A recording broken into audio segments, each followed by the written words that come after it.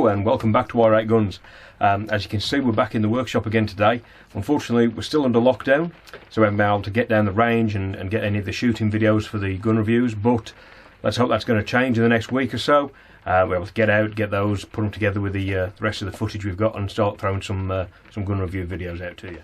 But this does give us a great opportunity to have a look at one of my favourite bits of kit in the workshop for reloading, and it's this Lyman Gen6 powder measurement system. If you haven't seen anything like this before, basically what it does is you punch in whatever weight powder you want, put the pan on the measure there, and it will dispense said volume of powder. You then take it off, fill up your case, and as soon as you put that back down there, it'll start refilling. A few different companies make this sort of system, but I settled on the Lyman.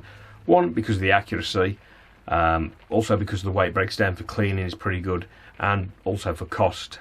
For example, the other one I was looking at was the RCBS Chargemaster, which was about £200 more than this one, so that's why I settled on the Lyman. Let's get the cameras turned round and we can have a closer look at some of the features. So this is basically what comes in the box. You get the machine itself, a calibration weight, a brush, this cover here, a pan, some spare bearings, and this little tool here for when it needs to be stripped down, and of course the power cable. So some of the features. It's got a touchscreen display that's backlit, and that's really responsive, very nice. It's compact, doesn't take up a lot of room on the bench, which is good. I think the previous Gen 5 Lyman, that was quite a wide machine and took up quite a lot of space, so that's a bonus. All the electronics are interference shielded, so any mobile phone signals shouldn't affect this. It works with all sorts of smokeless powders, but definitely don't put black powder in or you're going to have a nasty accident. So let's get some powder and run you through the operation. Okay, so very important to remember before we start. If we have a look on this side here, bring this down and raise this gate. We see this hole here. This is for emptying the powder out when we need to clean it. It's important to remember to close that before putting any powder in, else it'll all just come shooting back out. I guarantee you'll do it at least once. I definitely have. So make sure that's closed. So we've got some Hodson tight group, and we'll pop some of that in here.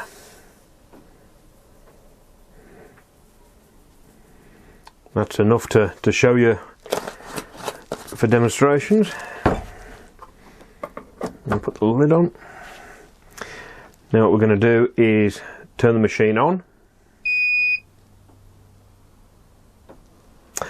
So first thing it'll do, it'll come up here and do a 3-minute countdown. That's to warm up the electronics and stop the measurement from drifting.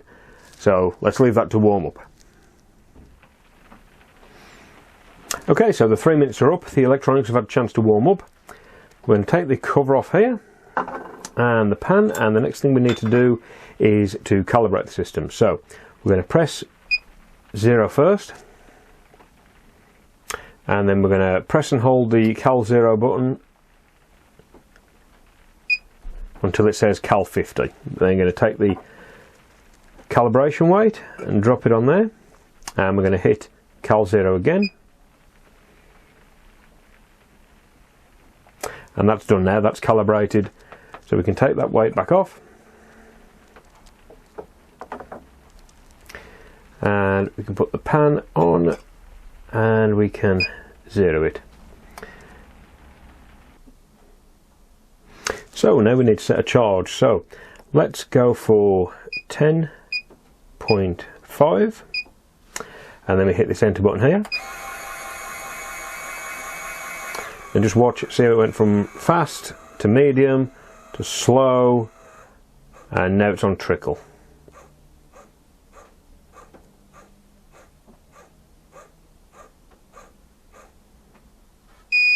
Okay, beeped and we're done. And they are 10.06, 10.05. Okay, so that's well within the tolerance there. Put that back in.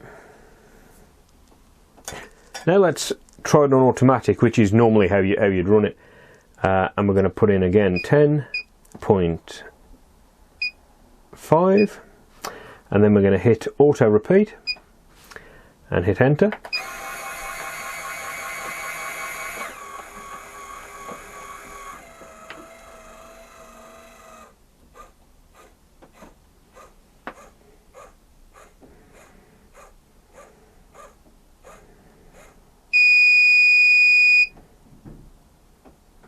Fantastic.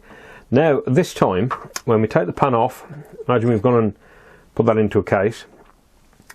As soon as we put the pan back and it detects it as 0, it's going to automatically start filling that up for us.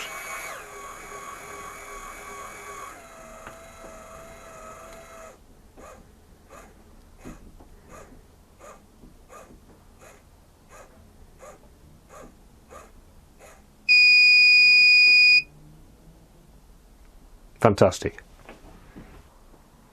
One of the main benefits to these kind of devices is the time saving element.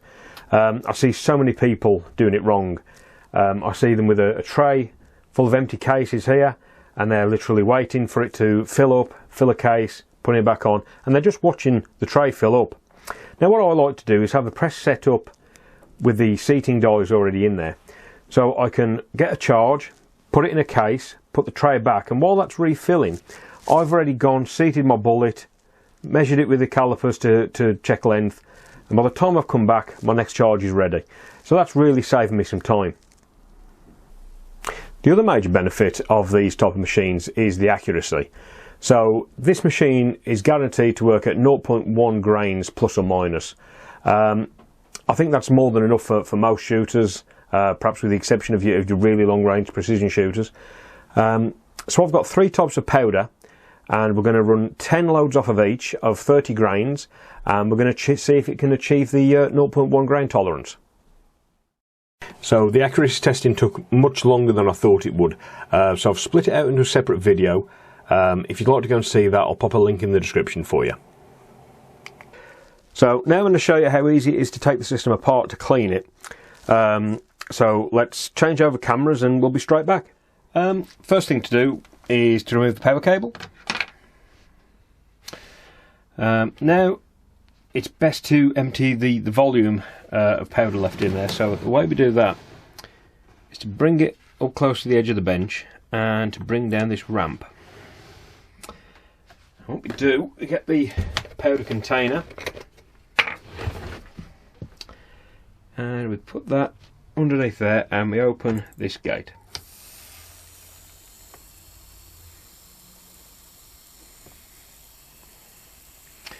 And I'll just drain all the powder off directly into there.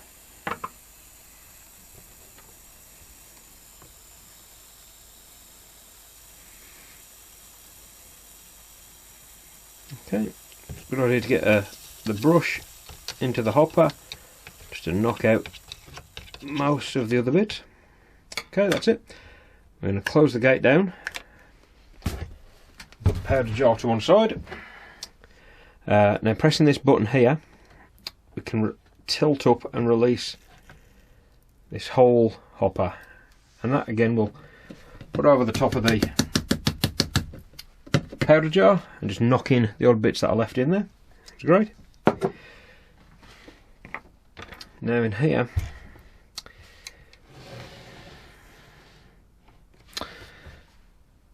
what we want to do is to use the brush to knock all the bits of powder that are sat on the top here down. Okay, that's good. Now remember this special tool that was included with the kit? That goes, tilt it so you can see it, in here there's a hole. Okay, so we put that in there and then we turn the feeding nozzle here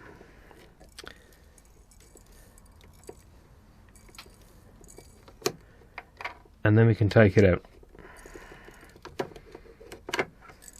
Okay, just tip the powder that's in there out. Again, put that back in the powder jar.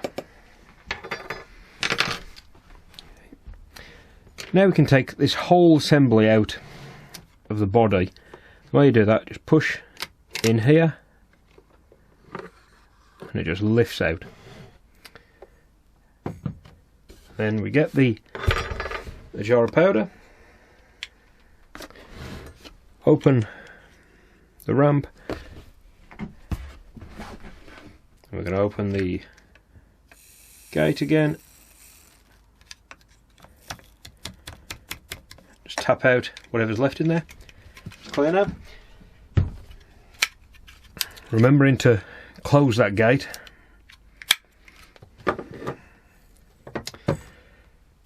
Just go around the inside with a brush, just checking there's the odd grain's been removed.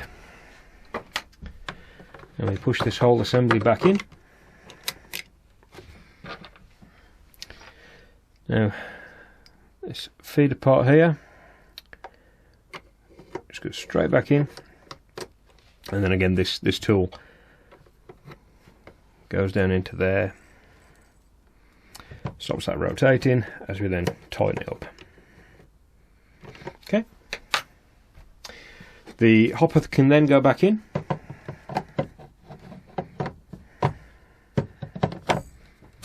Just clicks down, lid on the hopper, and then the only thing we've got is the odd few granules on here to clean up.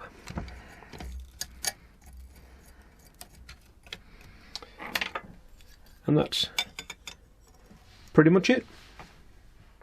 So in summary, I haven't really got anything negative to say about this machine. It's proved reliable from 5 grain 44 Magnum subsonic loads all the way up to 48 grain 4570s. I absolutely recommend it if you're looking at doing any sort of volume reloading. It's definitely a good investment. That's it for this week. Hope you enjoyed it. Please like, subscribe, follow the social media links in the description, and thanks for watching, and we hope to see you next time.